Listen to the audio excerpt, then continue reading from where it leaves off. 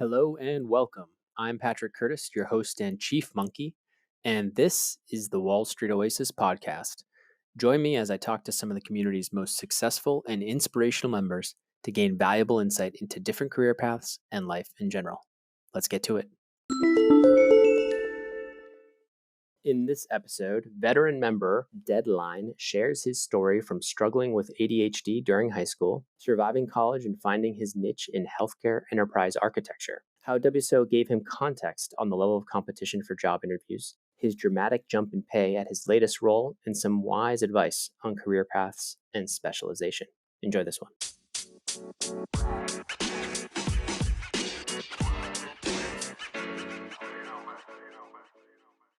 Deadline, thank you so much for joining the Wall Street Oasis Podcast. Thanks for having me, Pat. I appreciate you having me on. Yeah, so a quick summary of your background would be really helpful. Yeah, so should I take it from the background of just career, or should I kind of start off, how I came about, high school as well, all the way from the beginning? All the way back, and then just quick brush strokes is fine, broad brush strokes. Sure. Yeah, I just want to paint the context because I'm not like a lot of the people that you see, at the target schools or, cushy childhood, cushy background like that. Mm-hmm. Very much so. I grew up in Belize, Costa Rica, and a couple other places all over, the geopolitical landscape. Mm-hmm. My father was actually running an internet gambling website when we lived in Costa Rica. It went belly up, and we ended up moving back to the States where my parents separated at the time. So it was very much, growing up real quick, being exposed to a lot of different diverse countries and whatnot. So I would not say that I had the traditional upbringing. And when my parents split, money was always hard. Yeah. Growing up. How old were you when they split? How old were you? I was in, 6th or 7th grade. I don't know how old that makes. Oh, you're pretty young. Yeah. Definitely in the formative years. Yeah, that's young. Okay, so money was tough. Tell me, were you doing jobs, stuff like that? How did you even get into college? Yeah, definitely through high school. I was the kind of guy who played a lot of computer games, a lot of Yahoo Sports, not Yahoo Sports, Yahoo Chess, StarCraft, Guns, Counter-Strike. I was very much like a computer gamer. Yep. And when I ended up going to high school, I knew nobody. And when you go to high school, you don't know anybody and you're a computer gamer. Life's not the best for you from a social perspective. So Let's just say it was trial by fire trying to find friends. When I did, they were quite crazy. I spent a lot of time in high school in school suspension and detention because I hung out with like the hooligan BMX kids, I guess you would say. Yep. Later on, they'd be also the tuner kids once we all got cars when we were 16. Mm-hmm. But school was an afterthought very much. And, I didn't get good grades because I suffered with, from ADHD all growing up. And it's very hard to get yourself to focus what felt like being trapped in a jail for 8 hours a day, where they're teaching to the lowest common denominator with No Child Left Behind. Yep. And I just found myself going stir crazy, anything to get me out of there because it just wasn't my pace. You don't really have a choice when you're in public school. Otherwise, you're a truant if you stop showing up. It's illegal. Right. So I really found, a lot of my self-identity outside. I got a job growing up at 14 as a dishwasher at the steakhouse. I found a lot of my self-validation, identity and whatnot through that job. I stayed there for 3 years. I was working basically full time to provide myself with clothes. I bought my own first car, but really what it did for me was like, I'm worth something. This is something I'm really good at. Let's keep grinding this. This is a big positive for me. And college was pretty much an afterthought, despite both my parents having attended. It was an afterthought. I really thought I was going to go into the Air Force. I took the ASVAB. I did all of that stuff. Yep. And kind of behind my back, my dad actually applied for colleges on my behalf. And I was accepted to my local state school. And I'm like, wow, okay, now I actually do have a chance because I graduated high school with a 2.6, barely scraping by. My college essays look like just terrible. Your dad wrote your college essays? He applied? Your dad actually applied for you because he was just so worried about you, or tell me about it. I guess because I just wasn't really considering it as an option. I hated school so much in high school where it's like, why would I subject myself to another 4 years of that? Right. And then I thought I lacked discipline because I was getting in a ton of trouble in high school. And so, how do I instill discipline if I can't do it myself? Oh, military, perfect. And then, all my buddies, I live close to a military base, that was the lifestyle. It's, right. Go in there, do your contract, you get the GI Bill, if you go to school, right on. If you don't, even cooler. Yep. It's very much the military life. And I'm like, this seems easy enough. So tell me, were there a lot of were there a lot of drugs and stuff in high school as well? Just like that was how everyone grew up? I wouldn't say I wasn't a big drug guy. Yeah. I drank a lot. Yeah. It was, whether at my job, a little bit on my job. I mean, it's the service industry. Everybody kind of drinks. Washing dishes. After, yeah. Yeah, I used to have the bartender come back and slip me a styrofoam cup full of mouthwash, is what they called it. Yeah. But it was actually Rumpelmans, a little bit of mouth. So take your mouthwash right when you get into work. But it was a great place for a kid to grow up. Yeah. So like between that and like after hours parties and whatnot, it was a good time. It was a lot like that movie Waiting, if anybody's seen the movie Waiting. But very much got into college, had a tough choice to make. My mom and dad implored me to really consider college. And, what really sold me is, hey, you're not going to be locked up anymore in a chair for 8 hours a day doing shit you don't want to do. They're like, you can create your own schedule. It's non-linear. It's very modular. Take it when you need it. Yep. Get your schedule to work. And I said, you know what? Let's do this. Let's take a chance. Let's give it a go. And then that's when I got into college. And so tell me about your time there. Were you right away, did you kind of know what you wanted to do? Tell me about the whole exploration of like different classes and majors and all that stuff. Right. So I've always known that I was going to do some sort of business technology. Again, all the computer gaming that I did, it led to some interesting areas of, computer science and very much the technology area. I spent a lot of time on chats and whatnot.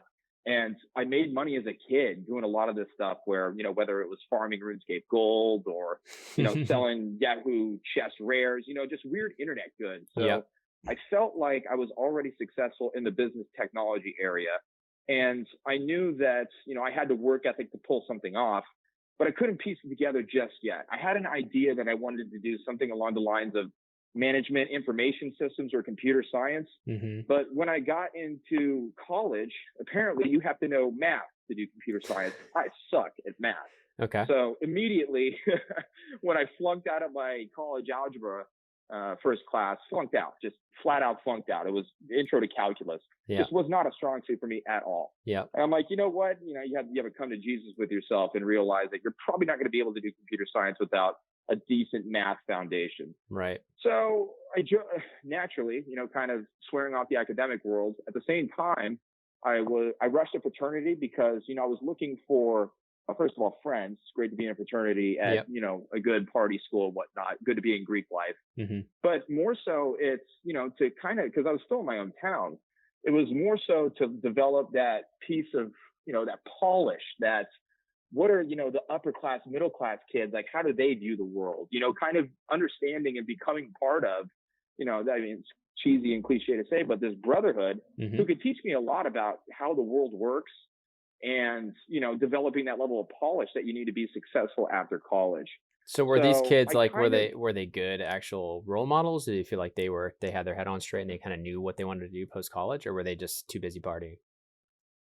Too busy partying. Yeah. But it's the way that they live their lives that it just gives you perspective. When you're from a small town, I'm from a smaller town. Yep. It gives you perspective as to, whoa, like, you guys do this for Christmas, or, it shows you there's a whole nother life out there. And I ache in it too, at the end of, freshman year, I started to kind of stress out about, hang on, I'm not progressing in my career quickly enough. You start to see people at your college doing well. And naturally, what was, very familiar to me is I hit the internet and I started looking really hard, like, hey, what should I be doing? Stumbled upon Wall Street Oasis way back when it was people like Black Hat, Northsider, Eddie Braverman, like these characters. They were just illuminating, like this whole world of not even, higher finance, and of course higher finance, but just white collar professions in general. Mm-hmm. And, I feel like in our era, it was cool to watch Wall Street Oasis. I mean, not Wall Street Oasis, the Wolf of Wall Street. Yeah. Or, all those other finance movies. I always loved those. So I kind of got it, although I wasn't necessarily a finance person, but that kind of gave me the scope and the insight and the context that there was a whole nother world out there. Right. And that while at school, yeah, hey, I was partying. Hey, you know, like, and I was in my fraternity and whatnot in order to build connections like that. I took a lot of solace in understanding there's a lot more out there. And the rude awakening almost was, you're getting your ass kicked right now. And it was time for me to really buckle down and figure out what I was going to do with my life after that. Your ass kicked meaning in terms of classes and stuff?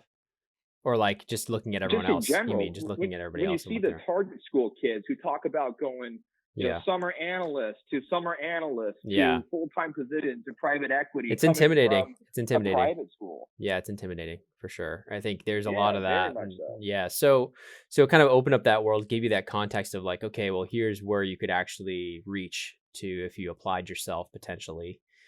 So tell me, how did that frame? So you still didn't really go into like a pure finance role. Tell me how you kind of approached your junior, senior year. Did you end up landing some internships given that knowledge that they were important? Right.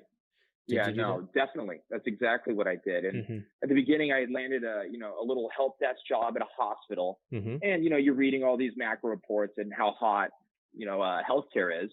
And I'm thinking, well, you know, this might be a good opportunity to keep branding myself. After that, I landed a healthcare clearinghouse position, so further branding myself there. And again, these jobs weren't paying pennies, like peanuts. I think I was getting paid $10 to $12 an hour to drive 30 minutes in order to get there while going to school and whatnot. But I just knew, after reading everything on Wall Street Oasis, that I have to remain competitive. And I knew that, my grades were never going to be fantastic because I'm a kind of nonlinear guy. Yeah. I'd have to beat them out in work experience and very much niche work experience. Yep. So I really powered through that my junior and senior year. And I remember I was recruiting for mostly healthcare IT consulting firms. So think like Deloitte, Accenture, some of the tier, because I was at a state school, tier ones aren't showing up for us. Yeah. But tell me about that process. Like, really hard. Tell me what that was like recruiting. They're not. I mean, you just got to be honest with yourself. And I didn't know anybody, so there's no way I'm making it there. So tell me about like that whole was it? So some of these places were coming on campus. Were you prepping like with your brothers with just doing like any sort of case prep, or how were you even getting ready for those interviews? Like any sort of like a lot of fit type questions. Like tell me about your weaknesses. Did you do any practice going in, or did you just go in cold? Right.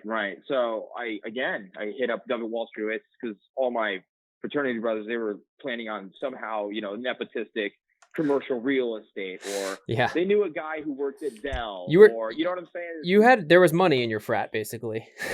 You had kids. Very much so. There was money. Yeah. So, I mean, like, although I feel like they had the family connections and network to pull that off, I wasn't confident about my ability to do so. And I wanted to win on merit. And so, being able to, get to where I was and finally, interview for these things, based off the merit, based on my resume, based off my work experience, it was very invigorating. And I think I took it to my head a little bit. The ego got a hold of me. And I remember walking into an Accenture and a Deloitte interviews respectively. I had bought the book Case Method, or what is it? Case and Point. I forget who writes it, but it's a very popular consulting book. And I thought I was just going to go in there and just shred them, go in there, rip it up. I made the biggest ass of myself in those interviews.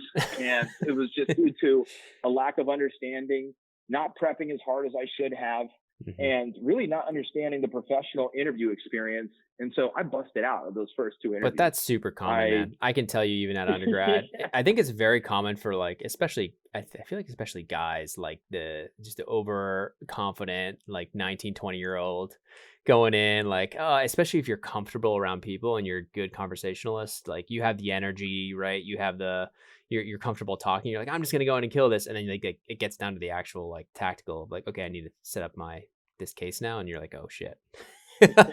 Like I did this once, or I glanced at the book, and then you're in trouble. So tell me about like how you recovered from that. So you just got blown out of those interviews. It was embarrassing. Was it one of those things where you knew right away, like there's no way I'm getting called back? Or was it something like, oh, I thought I did well? Were you delusional, or did you have some introspection? Oh, I knew right away. Yeah. It was the Accenture one. I started talking about an ex-girlfriend during the interview. And then the second one, they tried to get me to break out, the case method, because I thought I had learned from my Accenture one. Went to the Deloitte one and tried to pull out the case in point. that one busted out miraculously because, I drew the little quadrant. I didn't remember what went where. I just went blank. And I'm just like, wow. Anyway, I found some more technical roles that would play to my technical skills a little bit better.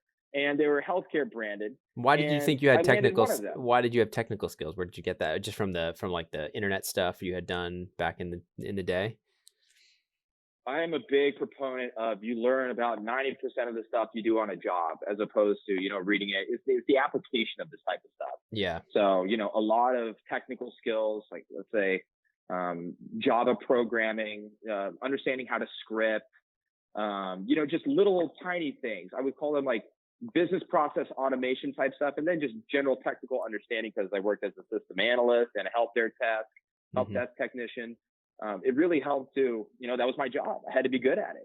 So, but how did you even know? How did you even know to like start applying to those types of jobs, or was that's kind of just what was left over? It's almost like you look at, the job field and you can kind of classify what's a progression from where you're at, yep, and what fits your persona and what you've been doing, and the path of least resistance, truly, because, for these consulting engagements, it required a skill set that I hadn't prepped myself for. I didn't spend enough time on the technicals nailing it down. Mm-hmm. But the jobs that I did get, and I'll tell you about the one that I ended up accepting. Yeah. Those ones, it was very much just talking about myself and my experience and where I had been. It felt a whole lot more natural than pretending to be a consultant because I thought I wanted to be a consultant because of Wall Street Oasis and, the rumors circulating. Well, hopefully you don't hate us for that. And hopefully we don't, we didn't put you through traumatizing interviews for no reason. You guys hold me to the higher standard. I'm always appreciative. So, okay. So tell me, you get into these other interviews, it's more natural. You're feeling like you're just talking about fit, your path. They seem to like you. What type of skill set did you demonstrate, or what kind of personality do you feel like you demonstrated that they valued? Yeah, very much. They just liked the body of work that I had from a work experience perspective. They loved that it was niched out. Like I stayed in healthcare the entire time. Mm-hmm. You can see the linear progression in the jobs that I took year over year. Yep. And I could talk about it concisely, conceptually, mm-hmm. however you want within an interview, because it's what I did. And it was very easy for me to verbalize it as opposed to, let me think of how you want to hear this. It was matter of fact. It was what I did. Right. And they seemed to really like that. And I remember I had, this. It was genuine. I ended up accepting. It was just genuine. It came across. It was genuine. Yeah, you came across as it wasn't BS. It was like, this is really why I did this. I'm interested in this specific niche, and I'm not bullshitting. So it comes across that likability, that being able to have that genuine nature to yourself, I think is just such a big deal in interviews. So underestimated in terms of totally being likable. But yeah, and I didn't have the GPA in order to pull it off otherwise, so I had to go on work experience. That's who I was. Yeah, that's how I did it. So for the job, I remember the job that I ended up accepting. I remember going out thinking I was a complete fraud, and I called my mom, and my mom's like, listen, you've been doing this for almost 4 years now. Like, who else has done this at your age for 4 years? You have the context. Go in there and be yourself. You're already in the final round interviews. Just go out there, know what you know what you don't know, and go out there and dazzle them. And at that point, I'd been through enough failures from an interview perspective. Yeah. I knew what I wasn't, and I went out there, I executed, and I got the offer. And it was, I remember just crying into my hands, thinking how far I had come at that point. But little did I know that it's a long road to Trone. It's not even close to the end. So yeah, no, it's interesting that you say know what you don't know. I think that's being humbled a few times in the interview setting, kind of in knowing when to say I'm not sure or I don't know in an interview instead of trying to BS is a big it's a very important point, because anytime you try to fake it, people, these professionals know what you're trying to do. It's just a disaster. It usually ends in disaster. It either makes you come across as not genuine, makes you come across as not likable, or just worse, like an idiot, because you don't know what you're talking about. So it's almost always better to show. Obviously, you don't want to be going through the whole interview, be like, I don't know, I have no clue about anything. But if you can choose a point in the interview where you just flat out say, I actually have no idea, but I can figure that out. I think it actually can work to your advantage. So I completely agree. So continue. So it's a really emotional moment for you. Your mother sounds like she was super supportive, which is awesome. and kind of gave you some great advice. And you get that full-time offer. Was that kind of in your senior year? Yeah, that was my senior year. I remember walking out of class. I took the call. I negotiated up my salary a tiny bit, and I had landed my dream job, literally the best job I could have landed out of college. I think I had the best job out of anybody I worked with. And again, I really, really credit Wall Street Oasis for putting me ahead of the ball and trying to understand how hard the competition is out there, because you got to push yourself in order to win these interviews. So that was big for me. And the rest of the semester, I basically partied. I didn't really care about my GPA anymore. Yeah. At that point, it was very much, just spend the time with your friends, because, college is, it's two different experiences. Of course, it's the educational, but also the people that you meet there, they're your friends for life. So that was important to me. And it was kind of just making sure that my grades stayed in a holding pattern. I graduated with, I think, a 3.3. Yep. Just making sure that my grades stayed in a holding pattern and I'd be all right. Yeah. And after that, I shipped out, took the job with let's call it a blue chip technology company. Sure. I came on as a enterprise architect. So think, putting products together in order to create solutions for your industry. For me, that was healthcare. Yep. And for about 3 to 4 years, let's call it 3 years, I got rocked. I'm happy to tell you more about that. Yeah. Tell me hours, tell me pay, anything you can share, or pay range. I assume, it's not banking pay. I assume it's like, anywhere between 50 and 70K all in. But tell me what it was like kind of this first few years, just not knowing anything and going from like, I got the job to the reality of actually working. Totally. Again, you think you have context when, or at least thought I could draw, a juxtapose, what was going on in Wall Street Oasis, what I was experiencing. Yeah. I was able to negotiate my salary up to 76K. Oh, no, that's really good. Like a 5K bonus. Wow. So comparable to like a Deloitte BTA or. That's really impressive, I don't actually. know what they called it. That's really impressive. Yeah. No, yeah. Right out of school. It was a good little chunk of change. Yeah. Not bad for a 22-year-old. Definitely. Yeah. Definitely not the $10 to $12 I've been grinding on, for 4 years. So It was nice to have money. Yeah. But what happened when I was in that role is I worked with some very, very intelligent people we kind of worked on the intersection of research, consulting, and sales. So it's very much making these prototypes and proof of concepts for our blue chip technology company to go out there and kind of light up a room, get people excited about a technology, sell or shill the technology as hard as you can, and make sure that you're able to create the actual proof of concepts that you're going to go over there and debut. I got trashed on the sales part. I got trashed in the proof of concept part. And from a research perspective, I had to go so much deeper than I already was. But and for 2 years, I really buckled down on doing that. So tell me, what do you mean you got trashed? Like just getting worked, like long hours? No, let's just, you think that like coming out of a fraternity, yeah. It was, I felt like I had a level of social polish that was unrivaled by most people that I'd run into. Yeah. And there is such a stark difference between college socialization and professional etiquette and professional presentation that it was, it's again, ego death. You got to just bury the fact that you came from somewhere you thought you were one thing. Now you got to go get better and you got to learn this new skill. So from a sales perspective, I had to build up on that.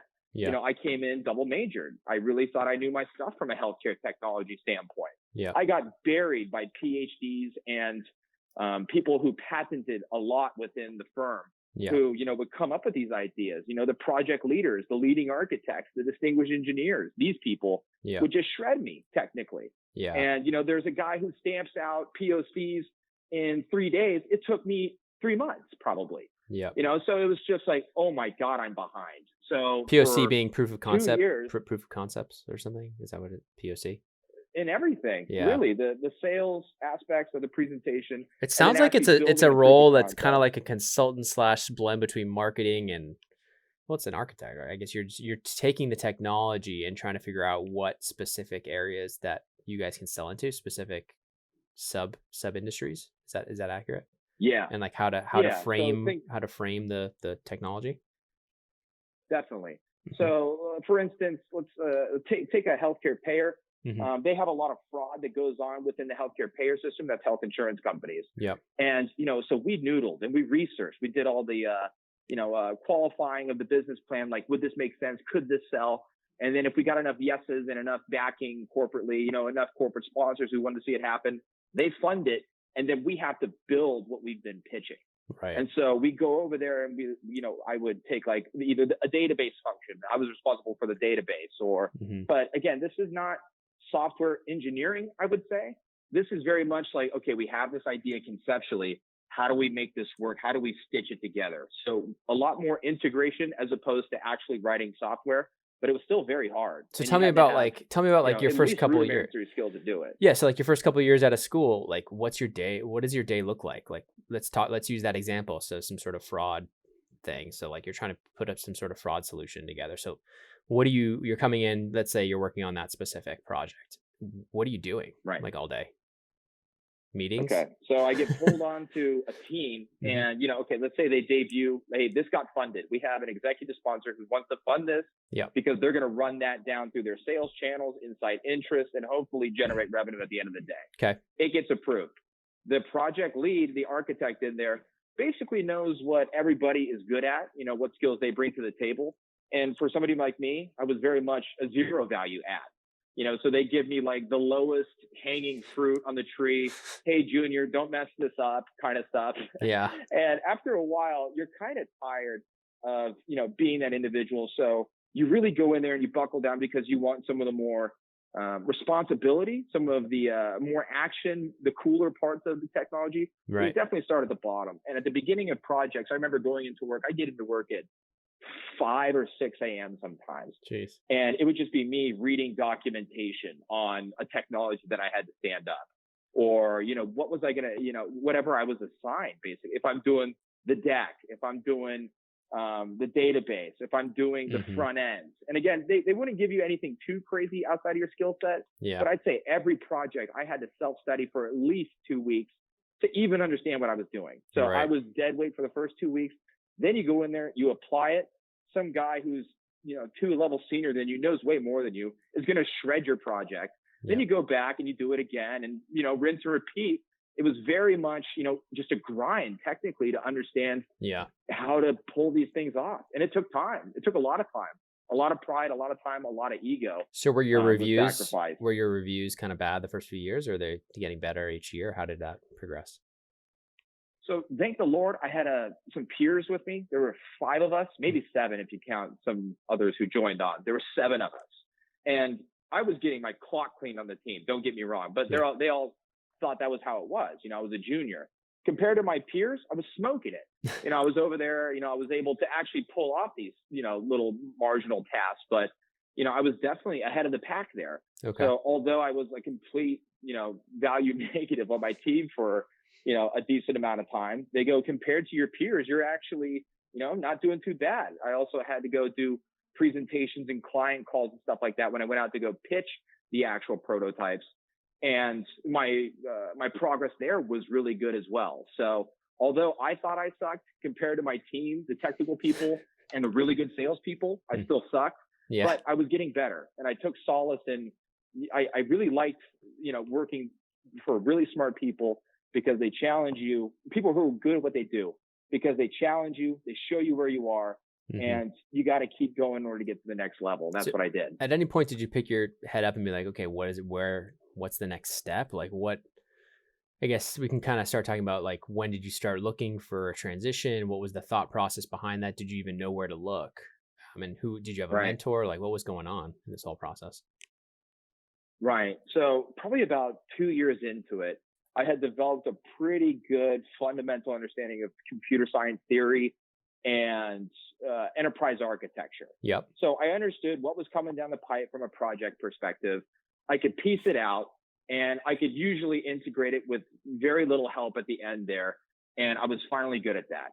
On the sales side, I was really doing well at presentations, probably even more so than my technical side. So I knew I didn't have anything there. I had cleaned through all the certifications that I thought I would need in order to get to the next step. But it didn't really hit me. We had a lot of our teammates got poached by people like Google, Microsoft, stuff like that. So I knew there was options there, but I felt like there was still a little bit more for me to learn.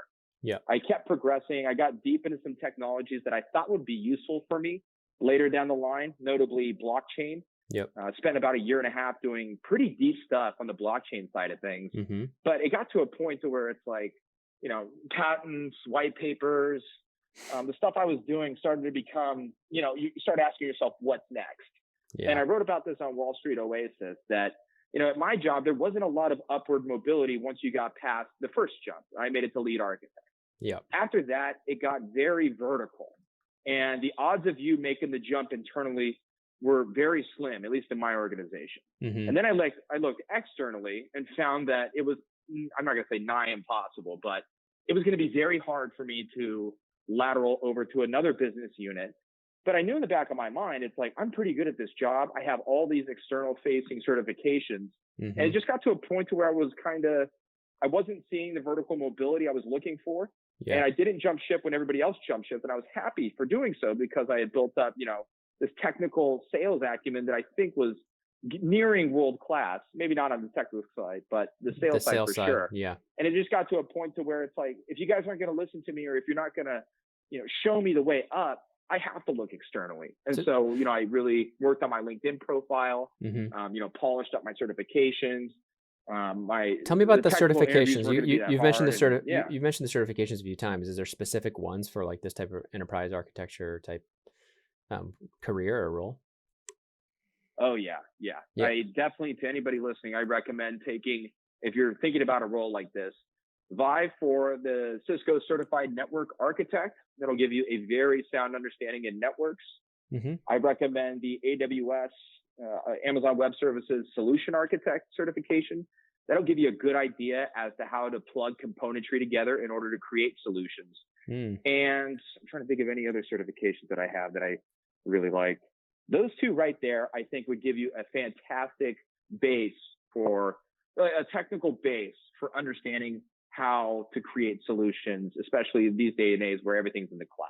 Fair. Those two is what I focus on. Okay. So you have those certifications, you're kind of hitting your stride, a little bit on the technical side, but really on the sales side, you're doing these presentations. People are really impressed with your ability to kind of stand in front of a client and deliver the message. Right. And mm-hmm. So, but you still feel like there's very limited up. You're already at lead architect here.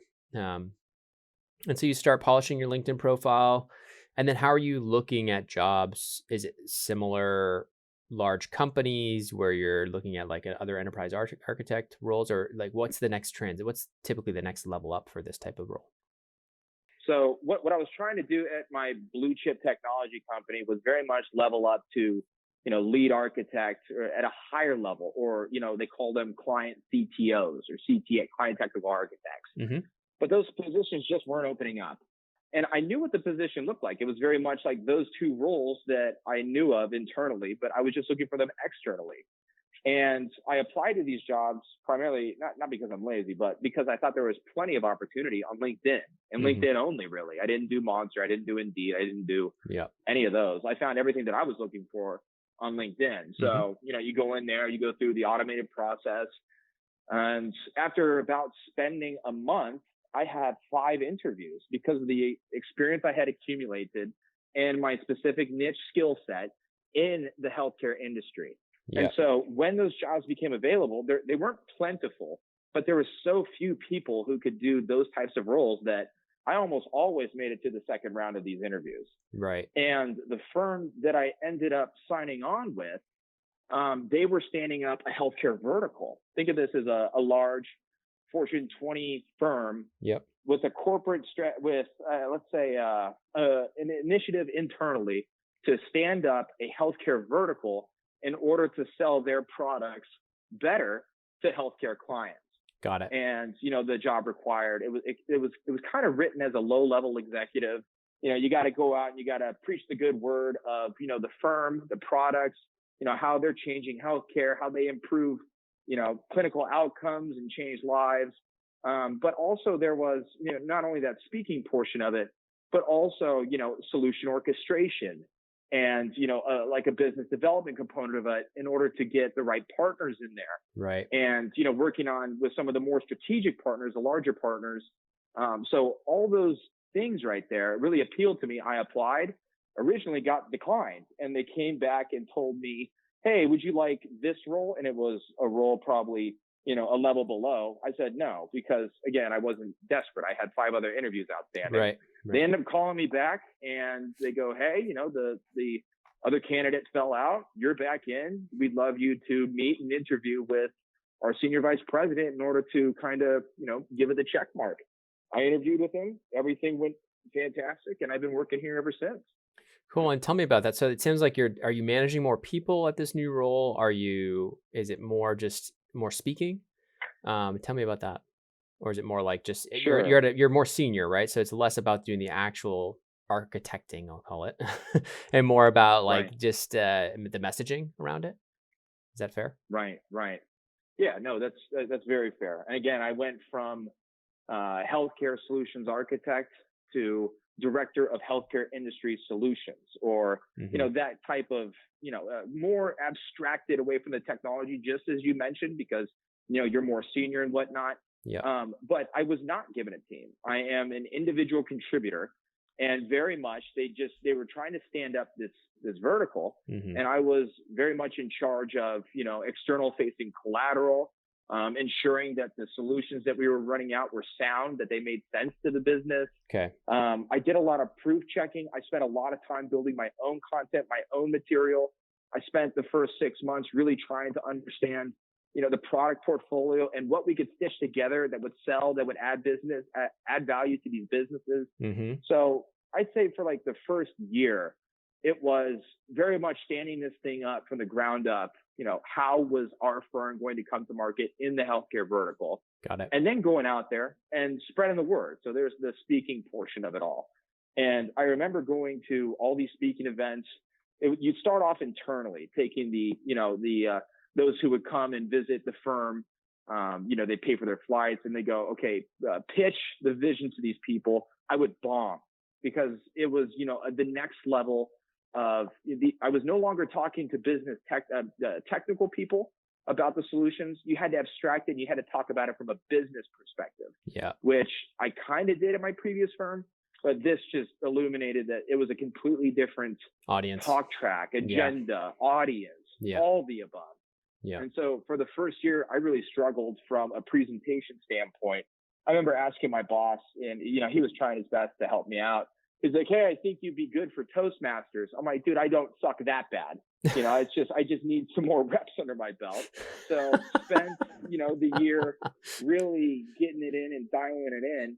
And then by year 2, where I am this year, it's pretty much all secondhand. And I'm speaking at the largest conferences in the world from not only an IT, but a healthcare perspective. Great. And things have really caught on there.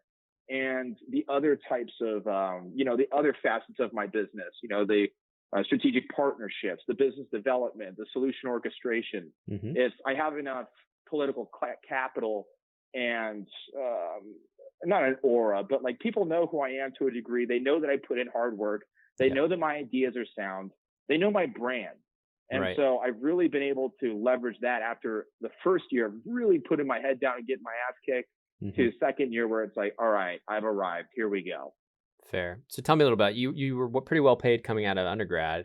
Can you tell me a little bit about the progression? So you had, over 3 years, almost 4 years at your first firm. And then was the pay jump significant? So I assume you were getting close to 6 figures at your first firm by the end, if not more. Was the jump significant? Very, very significant. So do you mind sharing a range? By the time I left, no problem. By the time I left my first firm, I think I topped out the final year at 112, all in bonuses, that type of stuff. Yep. When I got my offer from the other firm, I was looking for 120, maybe like a nice little performance bonus, or maybe 130. 130 would have been crazy, right? Yeah. I get on the phone with HR and we're talking out price and whatnot. And he starts breaking out, what I'm about to get paid, the tender. And I went in there, I asked for 130. He's like, well, we can't even pay you that little because it's against, what we're about to hire you for. He goes, I have to give you 155 to start. And you're entitled to company shares worth about 50,000 a year. And there's 2 more bonuses that you could hit. One's pretty much a given based on company performance. And it's about 17 to 19% of your annual pay. Plus, your manager, if he really likes you, can give you an additional 29% on top of what you're making. Whoa. All in, if I were to like knock it out of the park, I'd be 3xing, 3xing plus what I was making at my previous job. Yeah, that came as a serious shock. Money's no longer an issue for me. So that was a very nice feeling. But what do you think? I mean, I think what's really interesting about your background and you as a guest is just talking to you. You really have an interesting kind of match of skill sets. So you have like the technical side in terms of like enterprise architect, yet you're not good at math, which is really shocking. So, you know, you have, but you're a speaker, right? So it's like you can speak well. You probably carry yourself well at these firms. And so you're put in an area of leadership because you're client facing, you're company facing, and that's super valuable, especially when you're bringing the technical skills on the backside. So I can totally understand it doesn't surprise me that you saw that big jump and that you're where you are right now, just having talked to you right now. So congratulations on that. That's really exciting. Thank you. And then tell me about future. Is the trajectory similar? Is it just keep going up every year, or is it more like, okay, you have that major jump when you shifted and then it's just like you keep getting more shares every year and that's kind of the boost? So, you know, I have grandparents who are like, this is what you do. You're going to hold on to this stock for the rest of your life. You retire at 50, you know, you retire to a golf course and whatnot. Yeah. I get it. You know, if I stayed in this role for probably another 20 years, I can see the path to, you know, senior vice president, perhaps even, you know, C-level in 20 years if I really continue at the pace that I'm moving. Yeah, and you'll have millions of dollars in the bank and but whatever. Okay. So yeah. I mean, the trajectory is fairly, once you make it past like a certain level within an organization, for us, it's, you know, the director position that I'm at. Then you can kind of see where you go up. You know, there's just a very linear progression. You know what you have to do. It's very bureaucratic, very political, but you know, the amount of time that you put in hours and days and years counts a lot in order for qualifying for those types of roles. You got to pay your dues. You got to pay your dues. You got to be showing your face. You got to be playing the game. Yeah, it's a large corporation, so it's like it's going to be, like you said, very political. Is your boss in the right seat? Is he moving up or she moving up? Right. That probably plays a huge role. Totally. So tell me about that. Do you feel like you're positioned properly? Do you feel like you don't really care because you don't see yourself sticking around for 20 years? So what I'm doing there is, you know, it took me a long time to be cognizant of that stuff. Yeah. And, you know, I wrote about, you know, anti-institutionalism, where, you know, you don't want to stay running in place where somebody dangles a carrot that doesn't really mean anything to you if that's not the game you want to play. Right. And so, you know, you look at exactly everything that you talked about, you know, people's political standings. Where are they at? Who do they know? Where are they at in the hierarchy? Are they going to retire? You know, what about the business? Is it going to shift this way? Is that going to open up a spot? Right. It's sure you can play that game all day. And I do play that game all day, but it's, you know, it's understanding where you want to go in the future. And for me right now, I'm doing something that I've been doing since I started. And that is to not only play your job in your institution, but also you have to play the field. I'm heavily involved in a lot of initiatives outside of my job, whether it be professional organizations or, you know, working with individuals on cool projects who, you know, one-off, very much running the speaking circuit this year. You know, I built it up to where, again, I'm doing CES and HIMSS this year. Like you're building your personal brand. And then, you're building your personal brand. Yeah. Yeah. Totally. And a big thank you for nominating me for Forbes this year. I appreciate that. I'm going for that. And I feel like I'll have a level of political clout to where I'll have more moving power, whichever direction I want to go. Right. But again, it also gives me the luxury of, I can kind of sit back and just kind of take it in. I don't have to jump anything too quickly. Yeah. But I guess long story short to your question is I'm kind of just hanging out right now. I'm waiting to see if something presents itself. Every now and then I'll get an idea for a startup that I go crazy for about a week or two. I'm out there drawing architectural diagrams. I'm lining up who I put in there. Yeah. And then I kind of just, do I really want to do that? Stuff starts picking up at work. So right. I'm kind of sitting back, waiting. I have the luxury, after really busting my ass for as much time as I have, that nobody can really do my job. I like the position I'm in. I like my boss. I like the work that I do. Yeah. And I don't necessarily feel compelled to go anywhere. So that's kind of where I'm at. That's great, man. That's a lot. I think a lot of people wish they were in a similar boat where they enjoy coming to work every day, so there's something to be said for that. There's a lot to be said for that. So the startup ideas can be sexy and whatnot until you start digging in there and you realize, wait a second, I'm going to have to put everything at risk that I've worked so hard for in terms of maybe all your savings and maybe whatnot. Especially if you're going to do a startup in this space, I'd assume that it'd be pretty expensive. But anyways, any other thoughts, any other kind of, before we call it, any other words of wisdom you would give your younger self? Think back to like your high school days or your college days and how lost you were in terms of where you are now. Anything you'd tell kind of similar members that are at that age? Yeah, I think it's important. I think it's important for your younger self, and as you're growing up, to really understand yourself. What are you interested in? What gets you up at the beginning of each day and excites you, to do what you do, and to have an idea of who you are in this world. A level of self-awareness, a level of self-discovery, I think is imperative for understanding and maintaining happiness, through your life, not only through career, but, as you progress through, the journey of life. And then second of all, I'd really stress, going in there and, getting the hours in and working hard in order to, get to where you need to be, wherever you think that is. Mm-hmm. And always be surveying where you see opportunity. Like I fell into healthcare. It felt like, not only from a gut instinct, but everything I looked at, I should stay here. And then I fell into kind of, technology and places where I excelled. I was good. I feel like if you're an individual coming up, you want to stay where you're near or at the front of the pack always, because this world is very competitive. Mm-hmm. And you need to find the niches, the areas, and how you add value in almost every situation, in your career. So always be cognizant of that. Always be looking forward. Look for the opportunity. Push in the chips when you have them. Cash them in when you need to. Mm-hmm. And just always stay surveying. Have a level of self-awareness and have an idea of where you're going. That's what I tell my younger self. I have a little brother who I tell that to. And I firmly believe in it on a day-to-day basis. That self-awareness, I think it's easy to say. It's hard to do, right? I mean, it's hard to teach self-awareness. Agreed. I think it's one of those things that sometimes just age and time helps teach that. And getting, like you said, getting killed a few times, or getting, slammed at your new job when you think you've won when you've won the trophy, getting the job offer, and then you realize, wait a second, this work thing's not so easy. So thank you so much for taking the time, Deadline. I think it's been super informative, and really appreciate it. Thank you, Patrick. I really appreciate the time. I thank you for everything that you've done with Wall Street Oasis, and I look forward to a great future on the boards and with everybody listening. Cool, man. Appreciate it.